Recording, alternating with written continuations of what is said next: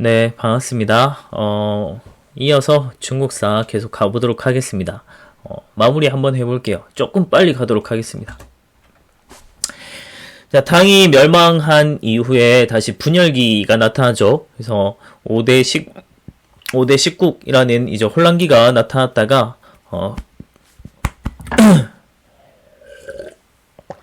빨리 가려고 하니까 안 되네. 혼란기가 나타났다가, 이제 요걸 이제 수습하고 통일했던 인물이 다시 이제 송이죠. 마찬가지로 이 건국한 사람은 쭉 이제 당 멸망 때도 그랬고 절도사들이 엄청 설쳤잖아요. 그 절도사 중에 한 명이었던 조광윤이었습니다. 그래서 조광윤이 이제 다 수습하고 통일해서 송이라는 나라를 세웠고요. 자기가 절도사였기 때문에 절도사의 힘을 너무나도 잘 알고 있는 거죠. 그래서 절도사들의 좀 힘을 찍어 누르기 위해서 황제가 군사, 행정, 재정 등 국가 권력을 다 장악하도록 했고, 그리고 이때 실시한 정책을 문치주의라고 합니다. 무로 다스리는 건 이제 절도사들이 너무 설치니까 안 되고, 그래서 절도사들을 좀 찍어 누르고 대신에 문관들을 너무나도 우대해 주는 거죠. 이런 정책이 이제 문치주의. 자, 그리고 이제 과거제를 강화해서 전시 제도라고 하는 걸 시행합니다. 그러니까 저는 앞전자예요. 그러니까 황제 앞에서 이제 시험 치도록 하는 그런 건데, 과거제 맨 마지막 단계예요. 그래서 황제 앞에서 시험 치면서 황제가 직접 뽑는 이제 이런 이제 그래서 황제한테 뽑힌 픽당한다는 관리, 이런 이제 의미가 되니까 굉장히 이제 충성도가 높아요. 그래서 그런 식으로 이제 황제권을 강화시키는데 사용된 것이고, 이렇게 이제 뽑혔던 사람들을 중심으로 해서 사대부 중심의 사회가 형성이 됩니다.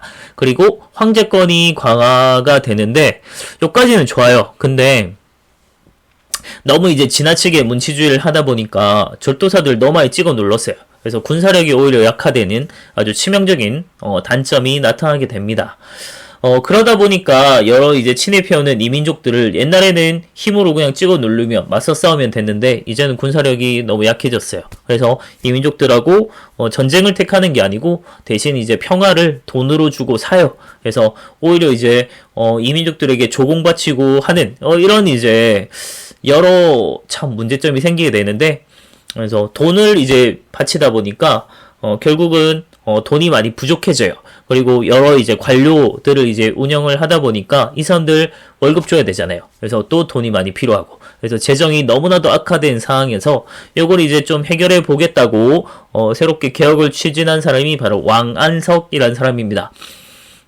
신법이라고, 그러니까 법을 새롭게 한다 이런 뜻, 말 그대로 개혁한다 이런 뜻인데, 결국은 보수파의 반대로 실패하게 되면서 국력은 계속 쇠퇴하는 상황이었고, 그런 상황에서 이제 새롭게 북쪽에서 성장했던 이 금이라고 하는 애들한테 화북 지역을 빼앗기고 양쯔강 이남, 그러니까 강남으로 이제 내려가게 되는 거죠. 그래서 남쪽으로 내려갔다 해서 남송이 됩니다.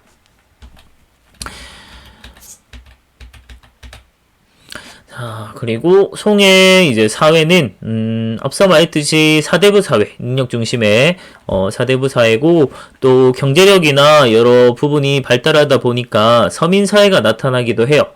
그 바탕에는 바로 농업 생산이 엄청나게 증대됐다라는 점인데, 이모작이 돼요, 이모작. 그러니까 기본적으로 쌀이 2번 생산할 수 있는 거니까 생산량 자체가 이제 절대적으로 2배 이상이 나타난 거고, 그리고 이제 상품 작물 이런 게 재배가 되면서 단순하게 먹고 사는 문제를 벗어나서 상품 작물은 내다 파는 작물이거든요, 시장에. 그래서 그만큼 서민들이 경제력이 좋아질 수 있는 바탕이고, 그리고 요 당시에 이제 강남 지역이 최대의 쌀 생산지로 부상되게 됩니다. 그러니까 워낙 기후 조건도 좋고 뭐 양쯔강 끼고 있으니까 물도 풍부하고, 이런 상황에서 이제 이모작도 되고 이러다 보니까 강남 지역이 아주 엄청난 최대의 경제 중심지로 성장했다라는 걸 볼 수 있겠고, 그 다음에 상품 작물 이런 거 많이 재배된다고 했잖아요. 그런 거 내다 팔고 하면서 이제 상업도 당연히 발달했을 거고, 거기에다가 여러 이제 각종 기술이나 이런 것들이 발달하게 돼요. 그래서 제철, 조선, 뭐 비단, 뭐 도자기 이런 각종 수공업이 발달하게 되면서 아주 많은 사람들이 모인 전국적인 규모의 시장이 형성되게 되는 거고, 그를 바탕으로 거대한 무역 도시들이 막 성장해요. 곳곳에 중요한 교통의 요지에 나타났겠죠. 그래서 대표적인 것이 이제 카이펑, 개봉이라는 것이고, 항저우, 항주 이런 것들이 이제 거대한 무역 도시로 출현하게 됩니다. 상업의 규모가 엄청나게 커졌어요. 그래서 예전처럼 이제 현물 거래하기는 너무 힘들어요. 그래서 무게나 부피나 이런 걸 아주 줄일 수 있는 건 바로 지폐, 화폐를 사용하는 거죠. 그 중에 이제 동전, 무거운 화폐 말고 아주 가벼운 지폐가 사용이 됐다라는 점. 그리고 해상교육도 되게 발달하게 됩니다. 그러니까 항저우랑 치안저우 이런 애들이 이제 해상교육의 중심지로 발전을 하게 됐고, 그러다 보니까 국제적인 이제 무역 도시들이 막 생겨나거든요. 그런 걸 이제 좀 관리하기 위해서 시박사, 발음 잘해야 됩니다. 시박사라고 무역, 해상무역을 담당하는 요런 관청이 존재할 정도로 아주 발전했다는 뜻입니다. 그 다음에 송대 이제 주희라고 하는 사람이 성리학이라고 하는 걸 집대성에서 새롭게 성리학이 등장을 하게 되는데, 이거는 하나의 유학의 한 분파 같은 거라고 보면 돼요. 넓게 보면 유학 안에 포함된다고 보면 되고, 이 성리학이라고 하는 거는 뭐 인간의 심성과 우주의 뭐 원리를 뭐 철학적으로 탐구하는 학문이다. 그래서 말 자체도 너무 어려워요. 그래서 어려운 거고, 요거를 굳이 뭐 어떤 내용이네 이런 것까지는 우리가 이해할 필요는 없으니까, 뭐 성리학이 집대성돼서 발달했다. 그리고 송의 정치 이념으로 채택이 되면서 황제 독재 체제를 뒷받침하는 그런 역할을 했다 정도 가두면 되고, 자, 송의 3대 발명품은 활판인쇄술, 나침반, 화약 이제 이렇게 되는데, 활판인쇄술이 발전하게 되면서 많은 책을 막 찍어낼 수 있잖아요. 그래서 지식이 보급되는 데 아주 중요한 역할을 하게 된 거고요. 그리고 나침반이 이제 생겨나게 되면서 요게 이제 결국은 유럽까지 건너가게 되고, 요게 유럽 애들이 막 대항해 시대 그리고 뭐 신학노계척 이런 걸 하는데 아주 중요한 역할을 하게 된 거죠. 그리고 화약이라는 거는 뭐 아무래도 이제 뭐 단순하게 막 불꽃놀이 보고 와 좋다 이렇게 끝나지 않았겠죠? 그래서 군사 이제 무기를 만드는데 이제 많은 쓰임이 있게 되면서 화약을 통해서 그 당시에는 이제 엄청난 파급 효과를 중국은 몰랐겠지만 이 화약이 등장하게 되면서 전쟁의 양상이 완전히 바뀌게 돼요. 그러니까 화약이 등장하기 전까지는 화약 무기 이런 게 나오기 전까지는 그냥 개인의 무력이 되게 중요해요. 개인 사람의 능력 자체가. 그래서 이제 뭐 중세 기사나 이런 애들의 개인적인 전투력 이런 거 가지고 이제 사실은 전쟁의 아주 중요한 요소 중에 하나였는데, 화약이 등장하면서 아무리 센 기사여도 대포 한 방 맞으면 죽어요. 그러다 보니까 이런 기사들은 사실 뭐 크게 전쟁을 좌우하는 순간이 아닌 거죠. 그래서 이 화약이 등장하게 되면서 중세 기사 계급이 중세 서유럽의 이런 기사 계급 이런 애들이 몰락하게 되는 아주 중요한 바탕이 됩니다.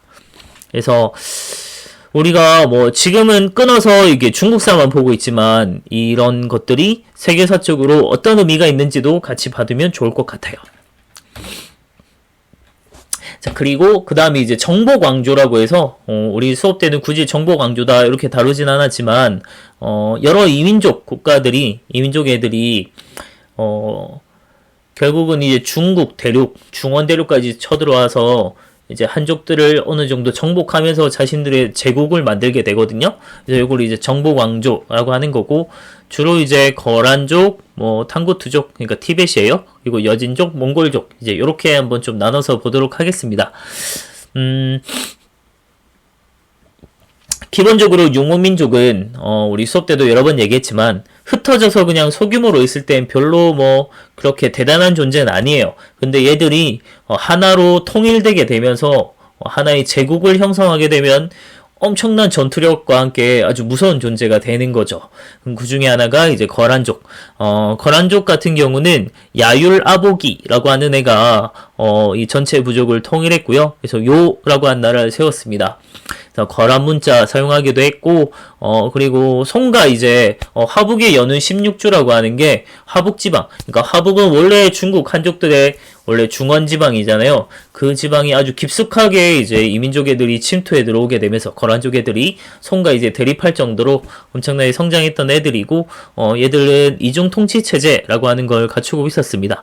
뭐 마찬가지예요. 여러 이제 이 정복 왕조라고 불리는 얘들은 다 이중 통치 체제가 나타났는데, 유목민족 애들은 자신들의 원래 전통을 살려서 전통적인 부족제로 이제 다스리고, 그리고 한족들 같은 경우는 자신들의 부족적인 전통을 막 강요할 수 없잖아요. 그래서 기존에 그냥 군현제로 같이 다스리는 이런 형태예요. 그래서 요걸 이제 이중으로 나눠서 통치한다라고 해서 이중 통치 체제라고 합니다.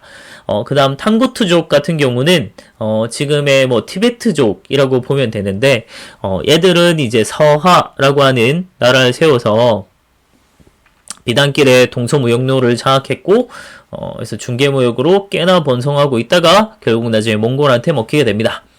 그 다음 여진족을 통일한 건 아구타, 아골타라고 하는 놈이고, 전체 부족을 통일한 뒤에 송이랑 처음에는 연합을 맺어서 요를 같이 쳤죠. 그리고 요가 없어진 자리를 다 차지했던 건 바로 이 금이죠.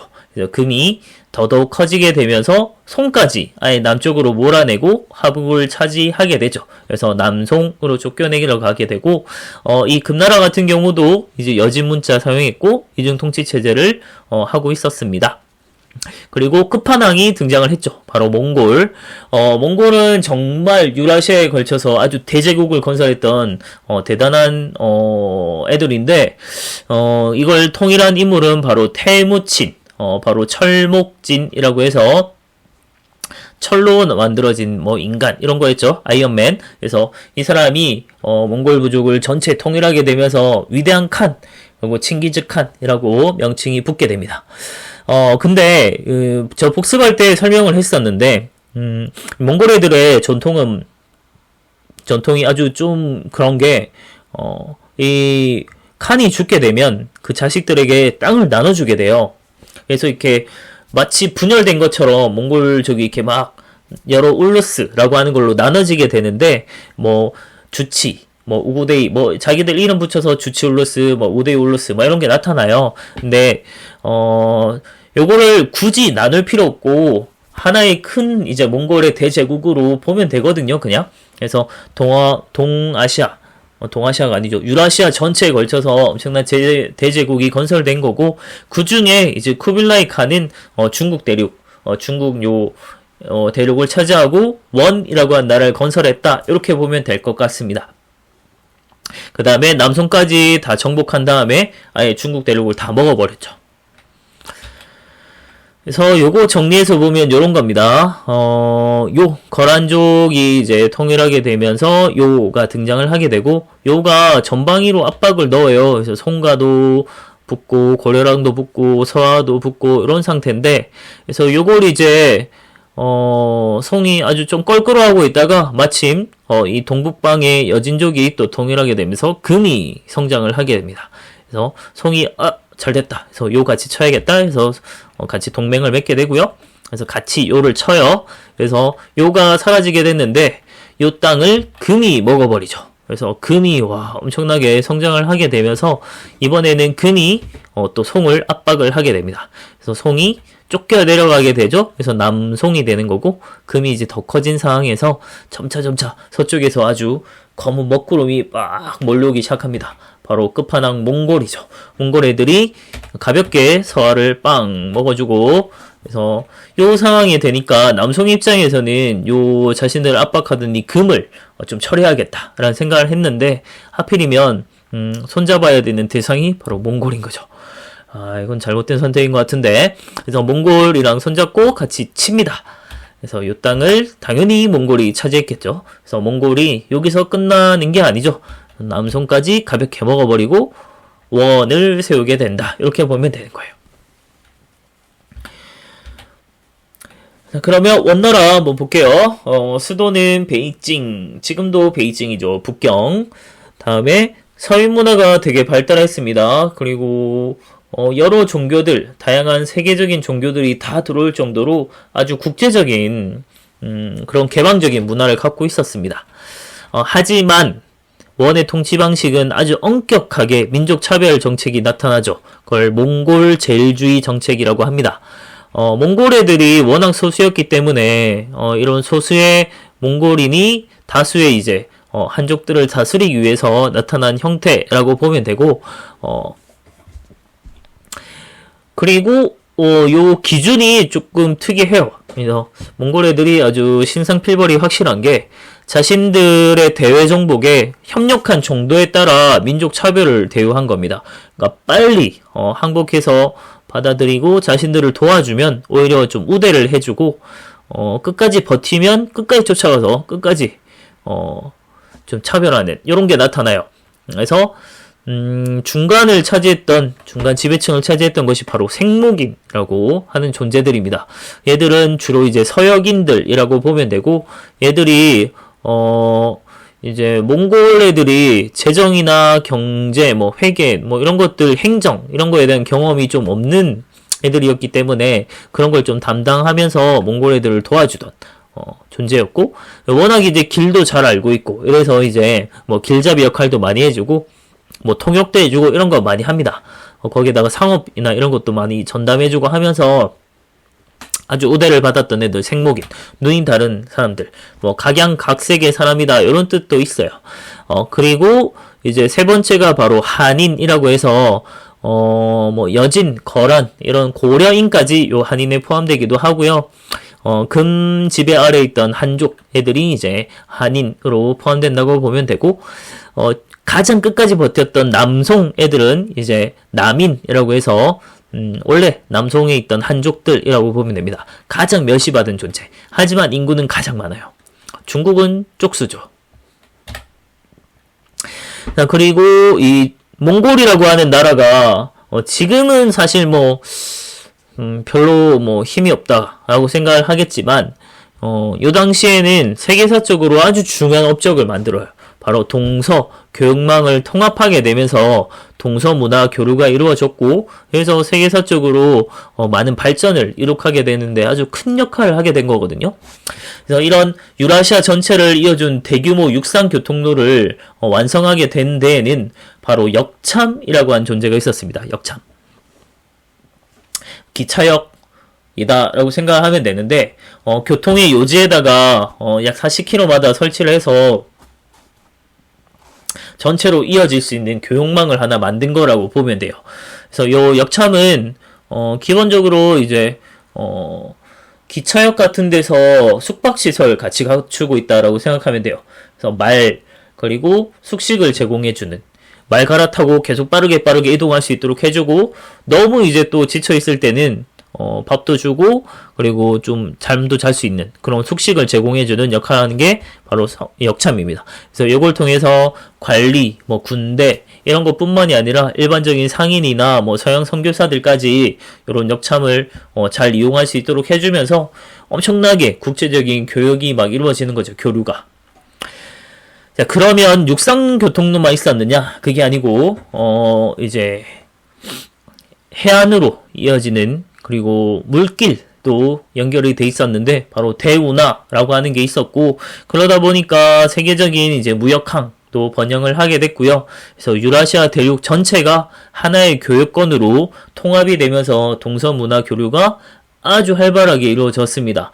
그 중에 당시로서는 굉장히 선진적이었던 이슬람 문화 이런 것들이 특히 뭐 수학이나 뭐 의학이나 천문, 지리, 역법, 워낙 이제 서역 애들이 딱 중간에 끼어 있는 애들이잖아요. 중앙아시아 이런 거 생각해 보면 아시아랑 여기 이제 아프리카, 뭐 유럽이나 이런 중간에 이어주는 존재다 보니까 얘들은 기본적으로 무역이나 뭐 상업이나 이런 활동을 많이 하던 애들이에요. 그래서 무역을 하거나 이러려면 천문이나 뭐 지리나 그리고 셈법 이런 것도 되게 능해야겠죠. 그래서 역법이나 수학 이런 것들도 되게 발달하게 됐고, 이런 발달된 것들을 많이 받아들이게 되면서 중국 쪽도 그리고 나중에 이게 전파가 돼서 한중일에게도 굉장히 많은 영향을 주게 되는 거죠. 그래서 세계사적으로 아주 중요한 역할을 했던 게 바로 몽골이라고 보면 됩니다.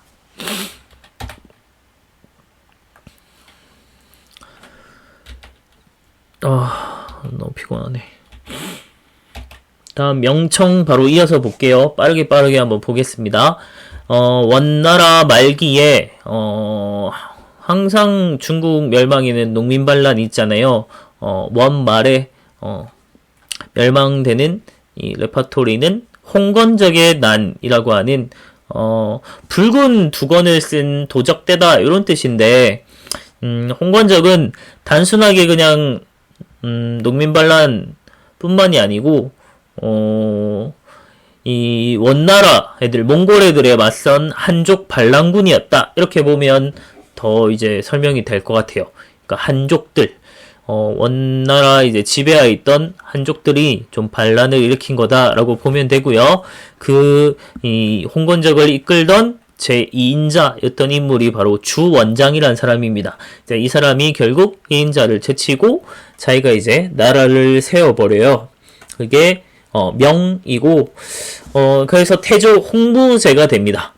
태조 홍무제는 재상제 폐지하게 됐고 당시 이제 관리들의 수탈이나 뭐 부정부패 이런 게 되게 심했대요. 그래서 관료에 대한 감찰 이런 것들 좀 강화시키면서 황제권을 강화시켰고 그리고 나라 새롭게 열었으니까 땅도 다시 한번 정리하고 다음 인구도 다시 한번 조사해 봐야겠죠. 그래서 토지대장, 호적대장 이런 거 정비하면서 세금을 정확하게 걷기 위해서였다라고 보면 될 것 같아요. 그리고 학교랑 과거제 정비, 뭐 육류, 6가지 유교 가르침 이런 것들을 이제 반포하게 됐고 그리고 이제 이갑제라고 하는 아주 특이한 제도를 실시하는데 요거는 최초의 이제 지방 자치적인 그런 성격의 제도였다라고 보면 되고요.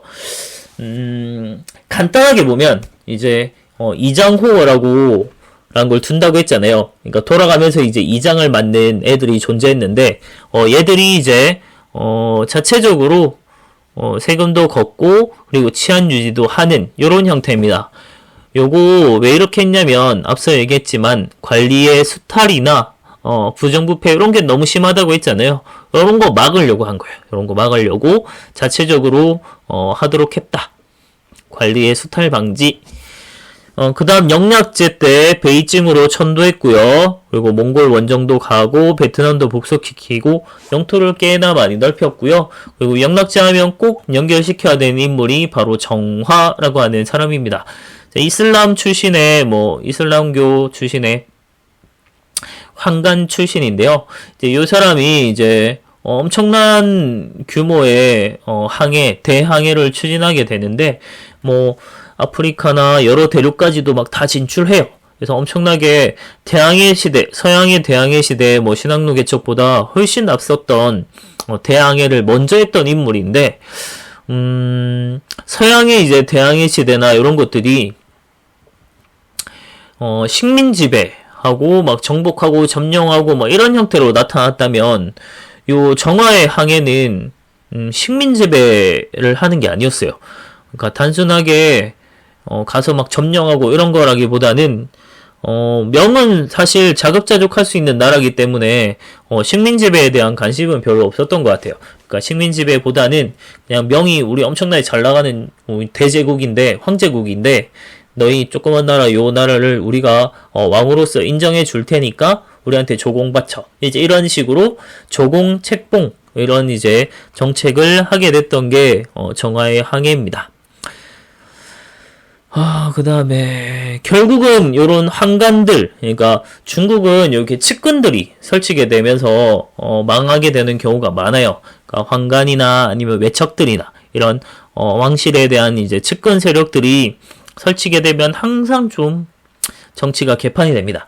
자, 그 상황에 몽골과 왜구의 진입, 그리고 이런 과중한 세금, 이런 것들 때문에 결국 농민반란으로 무너지게 됐고, 그 농민반란은 이자성의 농민반란이다 라고 보면 됩니다. 이자성의 농민반란군 때문에 직접적으로 멸망한 건 아니에요. 아닌데, 이걸 이제 제대로 진압을 못하게 되면서, 당시 이제 후금이라고 하는 애들을 끌어들이게 되는 거죠. 그래서 이 끌어들였다가, 이 농민 반란을 진압을 하는 데는 뭐 좋았지만, 여기서 끝난 게 아니고, 결국은 이 후금 애들이 명을 멸망시키고 청을 세우게 되는, 그래서 나라를 뺏기게 되죠. 후금 입장에서는 명이 아주 손쉽게 말장성에 다 열어주고 자기들 중원 대륙으로 들어오게 길을 열어준 거라고 보면 돼요. 자, 그래서 청 한번 보면 만주족의 누르와치, 멧돼지 가죽이죠. 즐기게 살아라 해서 엄청난 대영웅이 등장한 거죠. 여진족에. 그래서 여진족을 통일하고 후금을 건국했고요. 그 다음 태종 때 이제 몽골도 막 치고, 다음에 청으로 이름 바꾼 다음에 조선까지 침략을 하게 됩니다. 물론 이제 후금 때도 조선을 침략을 했어요. 그래서 그걸 이제 정묘호란이라고 하고, 청으로 이름 바꾸고 쳐들어왔을 때를 병자호란이라고 하죠. 조선이 정말 진짜 완전히 작살이 나죠. 그 다음에 청 때 사실은 지금 오늘날 중국의 영토 대부분을 확보하게 된 때거든요.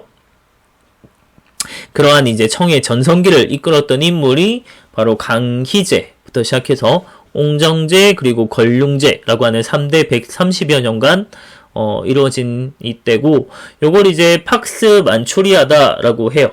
그러니까 만주족에 의한 평화의 시대, 뭐 이런 거라고 보면 되는데, 그 정도로 엄청나게 잘 나가던 전성기였다라고 보면 되고,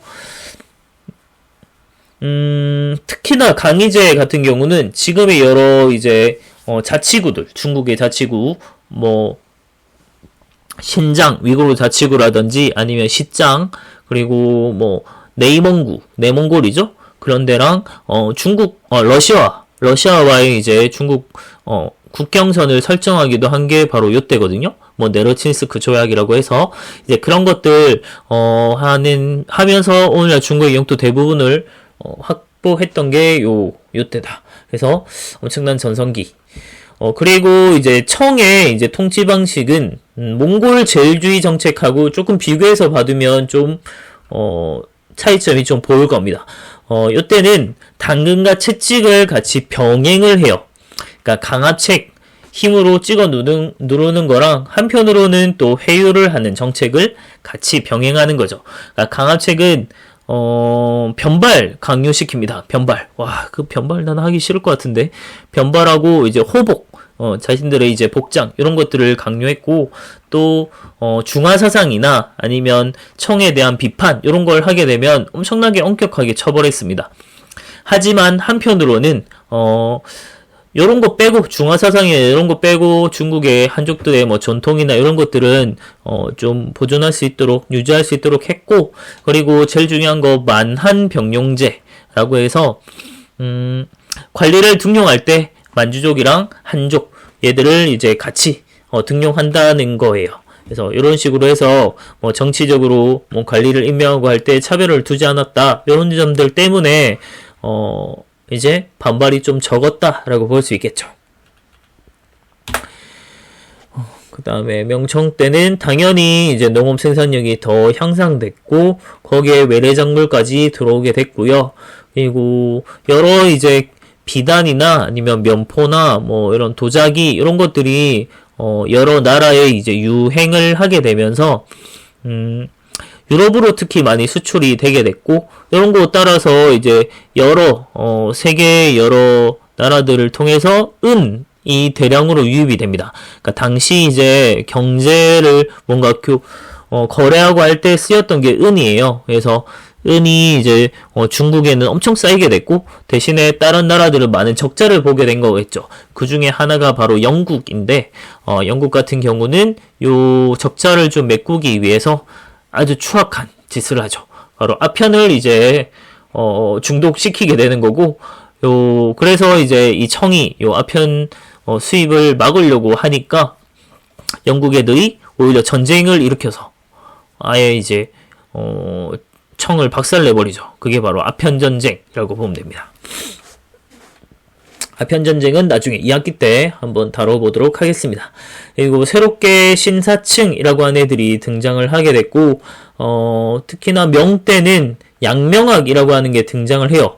그러니까 그 성리학이 아주 뭐 철학적인 학문이라고 했잖아요. 대신에 좀 이론적인 성향이 좀 강해요. 그러니까 그런 것들 때문에 양명학은 이제 아는 것과 행하는 것을 일치시켜야 된다. 이런 걸 이제 강조하면서 등장을 했다라고 보면 돼요. 지행합일 왕양명이라고 하는 사람이 만들어서 양명학입니다. 다음에 청때는 기존에 있던 것들을 한번 다시 재정리하는 과정을 한 것 같아요. 그러니까 실제로 이제 증명해보는 방법을 쓰면서 학문을 연구했는데, 요걸 이제 고증학, 실제로 증명해 본다는 거예요. 옛것을 증명해 본다, 고증학. 그리고 서민문화가 되게 발달했습니다. 그래서 연극도 자주 상연됐고, 뭐 수호전, 삼국지연의, 홍루몽 이런 서민소설이 유행을 하기도 해요. 그리고 명중기 이후에 해금 정책이 완화되면서 유럽의 선교사들을 통해서 많은 서양 학문이 소개되고 새로운 신식 물건, 서양 물건들이 막 들어오기도 합니다. 그 중에 하나가 뭐 이제 천주 시리, 그러니까 성경 같은 거 이제 좀 번역해놓은 이런 거 있었고, 다음에 아담 샬이 역법이랑 대포 제작 기술을 전수해주기도 했고요. 그리고 좀 대표적으로 이때 지리학 세계관이 좀 확대되는데 중요했던 게 고뇨만국전도라고 하는 세계 지도가 들어오게 됩니다. 이게 나중에 조선까지도 엄청나게 큰 영향을 끼치게 돼요. 여기까지 수고했습니다. 드디어 진도 끝, 복습도 끝.